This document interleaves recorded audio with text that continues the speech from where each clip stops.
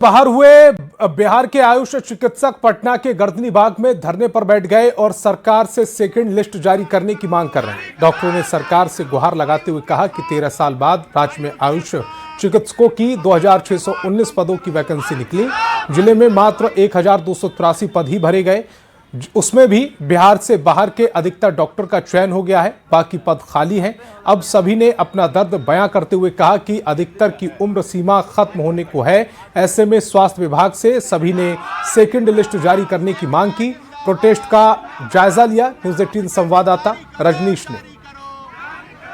कुछ डॉक्टरों की बहाली निकली, लेकिन चयन से आधे से ज्यादा डॉक्टर वंचित हो गए। ऐसे में सभी राजधानी पटना के गर्दनी बाग में प्रोटेस्ट करने बैठ गए हैं और आरोप ये भी लगा रहे हैं कि जो बिहारी डॉक्टर्स हैं, जिन्हें अधिकार था लेकिन वो बाहर हो गए और बाहरी डॉक्टर्स सफल हो गए। तो ये देखिए, तमाम डॉक्टर्स हाथों में बैनर लेकर, पोस्टर लेकर एक तरह सरकार से गुहार लगा रहे हैं और साल खत्म हो रहा है, लेकिन डर इस बात की है कि इन लोगों की उम्र भी अब उस पड़ाव पर है कि अब कोई वैकेंसी भी नहीं भर सकते हैं, यानी अब दरवाजा बंद हो रहा है। देखिए कि 2619 पदों के लिए बहाली निकली थी, लेकिन 1283 पदों पर ही नियुक्ति हुई और शेष पद खाली रह गए।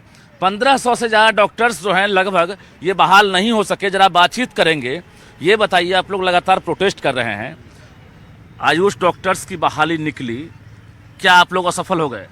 सर नमस्कार, आपके चैनल के माध्यम से एक सर बताना चाहते हैं बिहार सरकार को कि सर जो 2619 पदों पर बहाली आई है, जिसमें 50% से आधा पद खाली रह गया, मात्र 1283 पद पर सर बहाली हुई है। 1336 पद अभी तक सर खाली रह चुकी है। सर हम आग्रह करते हैं माननीय स्वास्थ्य मंत्री जी से कि एक बार दोबारा रिजल्ट लाया जाए और 2619 पदों पर पूरा बहाली लिया जाए। सर 13 वर्षों के बाद सर एक बहाली निकला है, उसके बाद भी अदर स्टेट का माने कैंडिडेट को भरा गया है और बिहार के सभी अभ्यर्थी खाली रह गए। वंचित हो गए आप लोग? वंचित कटअप के कारण। अब 13 साल पर आएगा बहाली तो 13 साल लोग पढ़ते रहेगा। सभी का बीबी है, बच्चा है, अपना परवरिश तो करेगा ही ना। और हम लोगों का मांग है कि आप 2013 में जब वैकेंट हुआ था, जो भी सीट का बहाली हुआ था, तो उसमें भी कट ऑफ कम कर करके जितना सीट था उस पर लिया गया था। तो उसी के तर्ज पर हम लोग मांग कर रहे हैं कि इस बार भी आप कट ऑफ को कम कर करके जो सीट खाली है उसको भरने का काम किया जाए। चाहते हैं कि सेकेंड लिस्ट जारी किया जाए, पूरा सीटों को भरा जाए, ताकि इसमें वैसे स्टूडेंट सबसे मेन बात है कि वैसे स्टूडेंट जिसका एज पूरा 40 क्रॉस कर जा रहा है, तो फिर वो नहीं उसमें। 2619 पदों के लिए वैकेंसी निकली थी, लेकिन अब भी जो आंकड़े सामने आ रहे हैं, लगभग 1500 से ज़्यादा पद जो है बिहार में आयुष डॉक्टर्स के खाली हैं।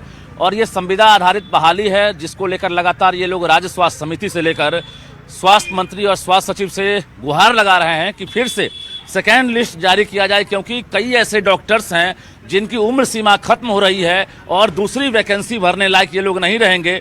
ऐसे में अब देखना है कि प्रोटेस्ट के बाद सरकार अब क्या एक्शन लेती है। कैमरामैन संत के साथ रजनीश कुमार, न्यूज़ 18 पटना।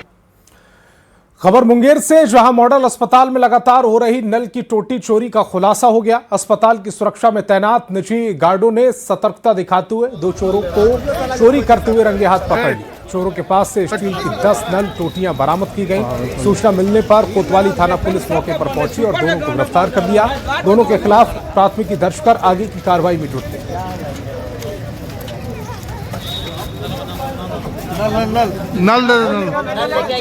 अस्पताल के बाथरूम से, सदर अस्पताल मुंगेर से बाथरूम का ये 4 दिन से ये खोल के नल का लेके भाग जाता था।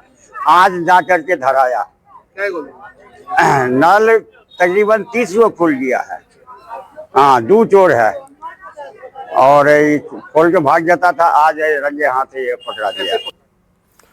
और छपरा में जिला प्रशासन का बुलडोजर अभियान लगातार जारी है। आज परसा प्रखंड में कई जगहों पर अतिक्रमण हटाया गया।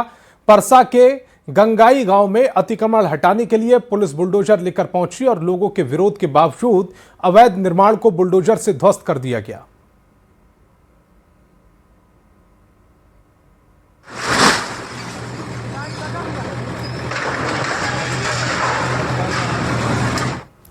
और जमुई से बड़ी खबर है। हादसे के 67 घंटे बाद परिचालन शुरू हुआ है। तीसरे दिन डाउन लाइन पर परिचालन शुरू कर दिया गया। ट्रैक दुरुस्त होने के बाद मालगाड़ी रवाना की गई है। अप लाइन पर परिचालन बहाल करने की कोशिश जारी है। जोर शोर से अप लाइन पर काम चल रहा है। टेलवा हाट के पास यह हादसा हुआ था। मालगाड़ी के 19 बोगी डिरेल हो गए थे। और अब इस पूरे मामले पर जो खबर आ रही है, हादसे के 67 घंटे बाद परिचालन शुरू। पिछले तीसरे दिन डाउन लाइन का परिचालन शुरू किया गया है। ट्रैक दुरुस्त होने के बाद मालगाड़ी रवाना। अप लाइन पर परिचालन बहाल करने की कोशिश जारी है।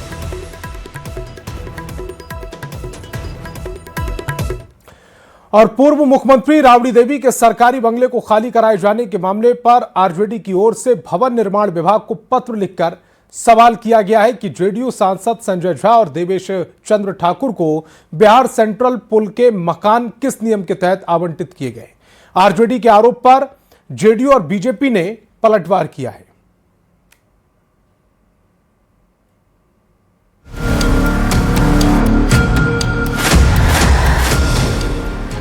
करीब 1 महीने पहले भवन निर्माण विभाग ने राबड़ी देवी को पटना का 10 सर्कुलर रोड बंगला खाली करने का नोटिस दिया था। 1 महीने बाद भी बंगला तो खाली नहीं हुआ, लेकिन सियासत बदस्तूर जारी है। जेडीयू की ओर से बार बार उठाए जा रहे सवाल पर आरजेडी ने पलटवार किया है। आरजेडी की ओर से भवन निर्माण विभाग को पत्र लिखकर सवाल पूछा गया है कि जेडीयू सांसद संजय झा और देवेश चंद्र ठाकुर को बिहार सेंट्रल पूल के मकान किस नियम के तहत आवंटित किए गए हैं, जबकि ये आमतौर पर मंत्रियों या सभापति को दिए जाते हैं।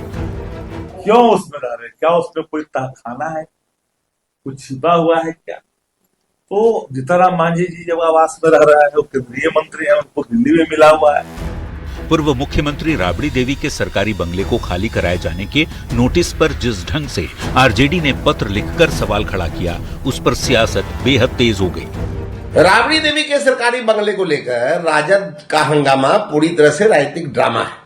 कानून और नियम सभी पर समान रूप से लागू है। जेडीयू और बीजेपी नेताओं ने इसे आरजेडी का खिसियानी बिल्ली खंबा नोचे वाला रिएक्शन बताया है।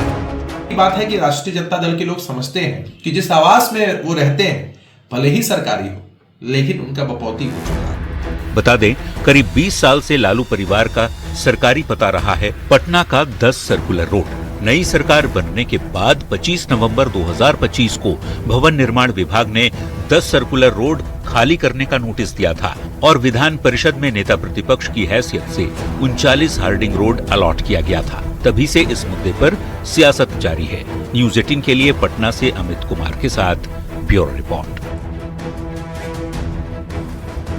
एक तरफ देश और दुनिया में नए साल के जश्न का उत्साह है, तो दूसरी तरफ मौलाना शहाबुद्दीन रजवी ने मुसलमानों को नए साल का जश्न मनाने से मना करने वाला फतवा जारी कर दिया, जिस पर सियासत तेज हो गई है। साधु संतों की आलोचना के साथ केंद्रीय मंत्री गिरिराज सिंह ने कहा कि पहले अपने अंदर की विकृति खत्म करे मौलाना। बता देना चाहता हूं कि नए साल पर जश्न मनाना शरीयत इस्लामिया की रोशनी में नाजायज है। क्या नए साल का जश्न इस्लाम विरोधी है? ये हम नहीं कह रहे, ये सवाल खड़ा हुआ है मौलाना शहाबुद्दीन रजवी के एक फतवे के बाद। मौलाना ने मुसलमानों को नए साल का जश्न मनाने से मना करने वाला फतवा जारी कर दिया है, जिसकी आलोचना और सियासत दोनों ही हो रही है। पहले आप सुनिए कि मौलाना शहाबुद्दीन रजवी ने क्या कहा।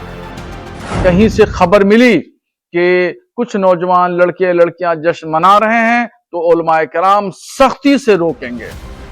नए साल को लेकर जारी मौलाना शहाबुद्दीन रिजवी के फतवे पर उनकी जमकर आलोचना हो रही है। साधु संतों ने मौलाना और उनके फतवे का विरोध किया है।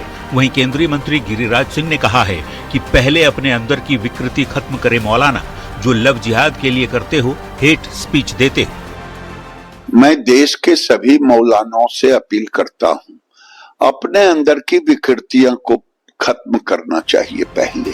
हालांकि मौलाना ने युवाओं को शोर शराबे और फिजूल खर्ची से बचने की सलाह देते हुए पश्चिमी परंपराओं की नकल करने से बचने की नसीहत दी है। लेकिन सवाल है कि क्या इस तरह से नए साल के जश्न को इस्लाम विरोधी बताना और उस पर फतवा जारी करना ठीक है? न्यूज़ 18 के लिए दिल्ली से अमितेश सिंह और पटना से रवि एस नारायण के साथ ब्यूरो रिपोर्ट। मौलाना शहाबुद्दीन रजवी ने मुसलमानों के नए साल का जश्न मनाने से मना करने वाला फतवा जारी कर दिया। मौलाना ने कहा कि यह त्योहार मुसलमानों का नहीं है, शरीयत में न्यू ईयर सेलिब्रेशन नाजायज है। मौलाना के फतवे पर सियासत सुलग उठी है। सेकुलर देश है और यहाँ किसी को इस तरह का फतवा जारी करने का कोई अधिकार नहीं।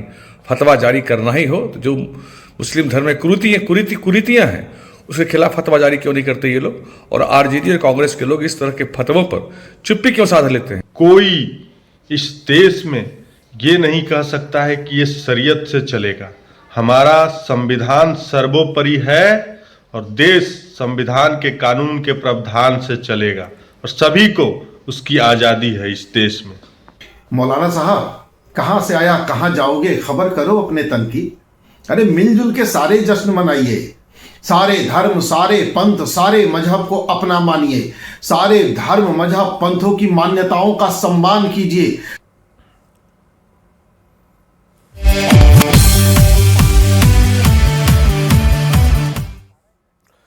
खबर भोजपुर से है, जहां आरा के पास बने प्रसिद्ध पिकनिक स्पॉट पर नव वर्ष के स्वागत की तैयारी जोरों पर है। सोन नदी के किनारे बनी इस जगह पर नए साल के दिन मेले जैसा माहौल देखने को मिलता है। पर्यटक दोस्तों और परिजनों के साथ खाना बनाते, संगीत का आनंद लेते और तस्वीरें खिंचवाते नजर आते हैं। स्थानीय दुकानदारों ने खाने पीने, चाट, गोलगप्पे और फास्ट फूड के स्टॉल लगाए हैं। प्रशासन ने भीड़ को देखते हुए सुरक्षा, पार्किंग और साफ सफाई की पूरी व्यवस्था की गए हैं और इसको लेकर के लोगों में एक अलग ही उत्साह का माहौल दिख रहा है। देखिए, इस वक्त हम मौजूद है भोजपुर जिले के कोइलवर प्रखंड के सोन नदी के किनारे, जहां की ये बहुचर्चित पिकनिक स्पॉट के रूप में माना जाता है। देखिए, एक तरफ से ये जो डीडीयू पटना रेलखंड की रेल लाइन है और इस पुल से जो अंग्रेजों के द्वारा बनाया गया है, इस पुल से ट्रेन जाती है। वही ठीक इसके विपरीत में जो ये सड़क पुल है ये पटना को जाती है। और ये पिकनिक स्पॉट जो है काफ़ी महत्वपूर्ण है इस ज़िले के लिए। काफ़ी संख्या में जो सैलानी है, पिकनिक मनाने वाले लोग हैं, वो यहाँ आते हैं। एक तरफ कलकल जो धारा है सोन नदी की वो पर्यटकों को आकर्षित करती है, वहीं पिकनिक को लेकर के काफ़ी संख्या में जो लोग हैं वो यहाँ आते हैं और अपने परिवार के साथ पिकनिक मनाते हैं, एंजॉय करते हैं। 1 जनवरी को खासी संख्या में जो सैलानी हैं वो आते हैं। भाई, आप ये बताइए, कितना अच्छा लगता है पिकनिक मनाने आप लोग यहाँ आते हैं? बहुत अच्छा लगता है। हम लोग हमेशा हर साल मनाते हैं, आते हैं यहीं पर सोन में ही। वाह, सोन में ही मनाते हैं? सोन में। तो कैसा लगता है, आप लोग आते हैं, एंजॉय करते हैं? बहुत अच्छा लगता है, सब दोस्त लोग यार लोग के साथ।